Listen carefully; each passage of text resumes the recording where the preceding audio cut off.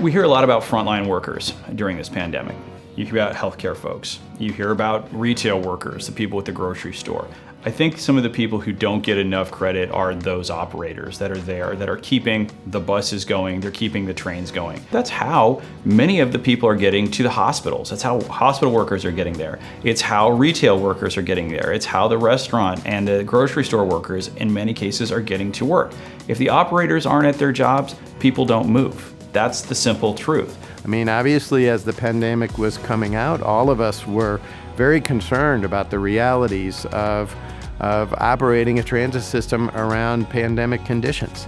Now, what ended up happening is we took every precaution that we could. We worked in partnership with ATU and with our operators to try to make it as reasonable as possible. But of course, in the end, they still showed up and moved St. Louis. I mean, when you come to work every day and knowing that you got to take these people where they need to go, you know, most of them don't have transportation or whatever the fact is, but they depend on the buses to get them where they want to go. And that makes you feel good, that knowing that you can help, you're out here helping the community during this pandemic.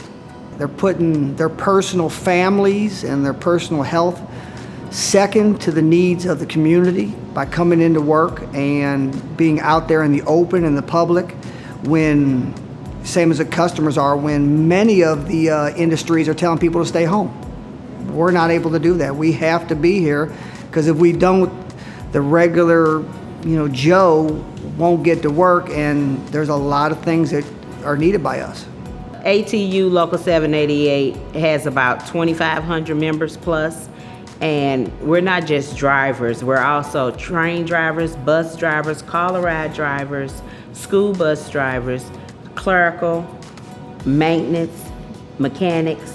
We all go hand in hand. Without each other, we couldn't function. What are you going to do when you get on a bus or a train if there's no operator? Obviously, you're not going anywhere. You wouldn't get on a flight without a top-notch pilot.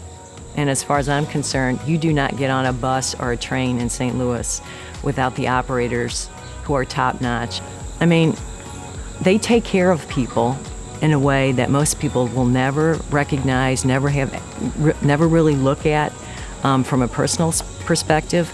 But I have the deepest admiration and respect for what they do. We couldn't run our system without our operators, and they're all top-notch. I want to take this time to thank all the drivers for all that you do during this essential time as essential workers. We thank you wholeheartedly.